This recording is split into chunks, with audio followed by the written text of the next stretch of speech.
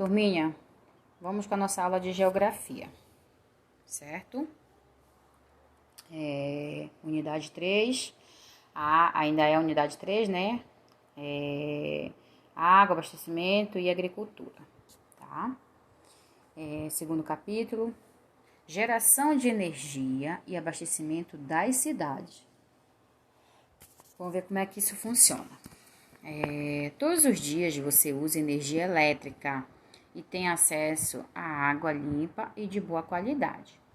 Isso é tão comum que às vezes nos esquecemos dos processos pelos quais água e energia passam até chegar às nossas residências. Nesse capítulo você vai estudar de onde vem a água que bebemos e a energia elétrica que utilizamos. Então, vocês têm aí a capa aí, né, do livro de vocês, bem ilustrativa aí, para vocês poderem entender, tá?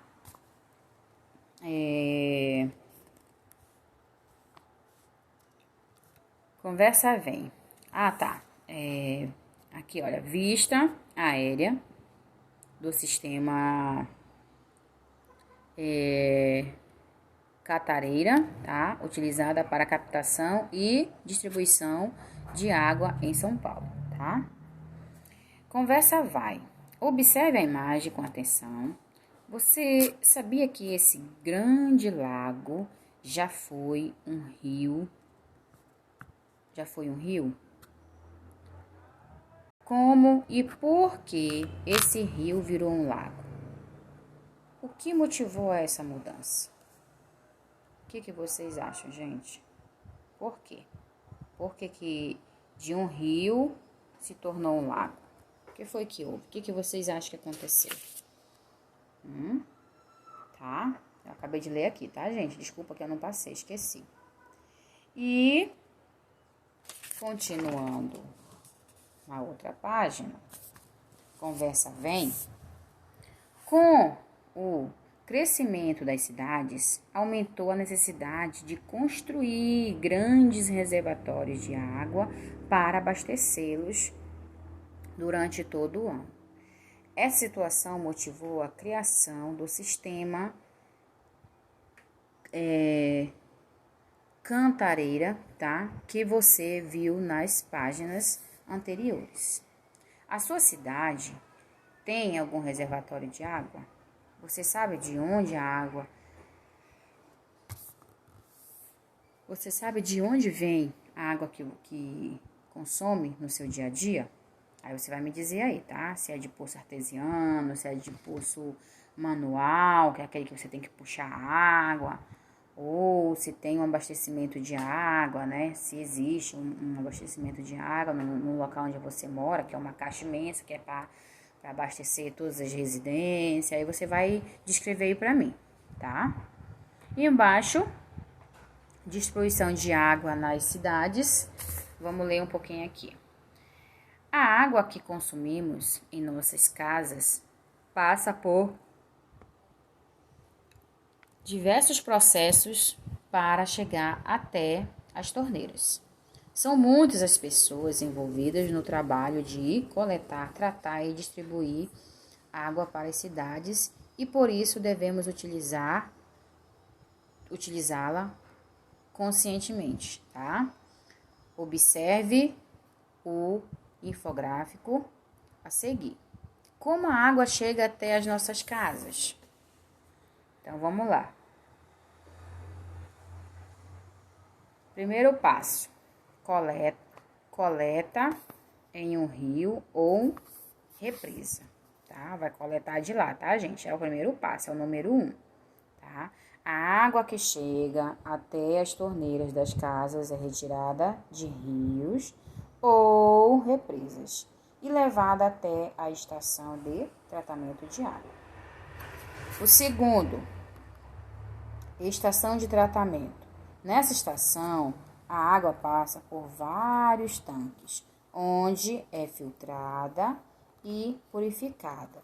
Nesses tanques, algumas substâncias como cal e cloro são misturadas à água para ajudar no processo de purificação, para matar, né, alguns germes, algumas impurezas que ficam na água, tá, gente? Isso é normal. Terceiro passo, reservatório.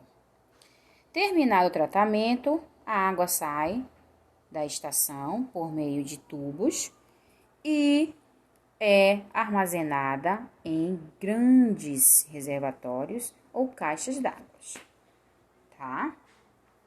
E o quarto e último passo é a distribuição, tá? Dos reservatórios, a água tratada é distribuída à população, chegando às nossas casas, tá? Que é o último processo. Então, temos aí 4 passos. O primeiro é a coleta em rio ou represa. O segundo, estação de tratamento. A terceiro, reservatório. E o quarto e último é a distribuição, tá? Então, é assim que funciona, certo? Vamos para a próxima página. Próxima página eu apaguei a resposta lá de baixo, tá, gente? Ó, por mais que tenhamos acesso à água, o Brasil é um país muito extenso e alguns locais têm mais água que outros. Isso está relacionado aos diferentes tipos de clima e à quantidade de chuvas existentes em nosso país. Então, vamos lá, mão na massa, observe o mapa a seguir, tá? Observe aí o mapa, tudinho tá identificado pelos estados, nome dos estados, que são essas siglazinhas aí, tá? E aí lá embaixo diz o seguinte: com base nas informações do mapa, responda as questões a seguir. Primeira questão: de modo geral, o Brasil pode ser definido como um país que chove muito ou pouco. O que vocês acham?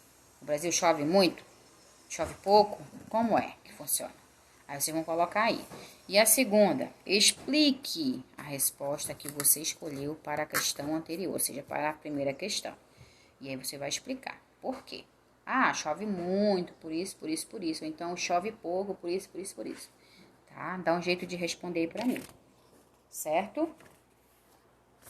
E virando a página, continuando ainda, percebemos que as chuvas se distribuem irregularmente pelo território brasileiro.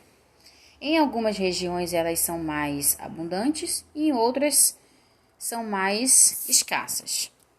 Na região conhecida como Sertão Nordestino, por exemplo, podem ocorrer períodos de tempo superiores a um ano sem que ocorra chuvas significativas. No sertão vivem mais de 23 milhões de brasileiros que precisam enfrentar os efeitos das estiagens prolongadas que causam grandes prejuízos. A falta de água impede a prática da agricultura e a criação de animais, prejudicando a economia local, tá? Então, querendo ou não, prejudica, né, gente? Então, aí no glossário tá explicando o que é sertão nordestino e o que é estiagens. Sertão nordestino é sub-região dentro do Nordeste brasileiro, tá? E a estiagem é o quê? Períodos sem chuvas, que é a seca, as secas, tá? Porém, diante dessa realidade, algumas medidas são tomadas no sentido de minimizar a situação de seca no sertão. Observe o quadro a seguir com essas medidas. Então, aí embaixo tem lá, olha, medidas para armazenamento de água. Tem as cisternas e tem açudes, tá? Cisternas é o quê? São pequenos reservatórios que armazenam a água disponível durante o curto período de chuvas. Cada cisterna coleta água por meio de um sistema de canos ligados ao telhado da casa, tá? Então, tá aí a primeira imagem, tá, gente? Já os açudes armazenam a água disponível durante o período da chuva e também a água disponível em rios da região. Para isso são utilizadas terras, pedras ou cimento para represar as águas do rio, tá? Então, é mais ou menos assim que funciona, certo? E, voltando lá, temos uma atividade, além dessa aí da página 195, temos uma atividade para complementar lá no livro de atividade, que é a página 107 e 108, certo? Então, qualquer dúvida, me chame no grupo. Boa aula!